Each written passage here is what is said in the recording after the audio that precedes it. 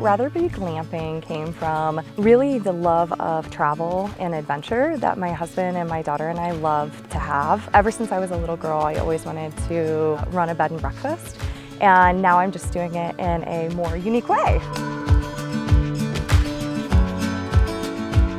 I found that we really wanted to have a home base for it. That kind of brought the idea about to start looking at some land and some space. We ended up finding this haven that is still in Pima County in Vail. This place will be, I hope, everything for my family that I hope that it is for other families.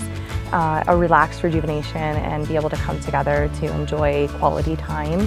And we want the same thing for ourselves here at the land with Rather Bee Glamping.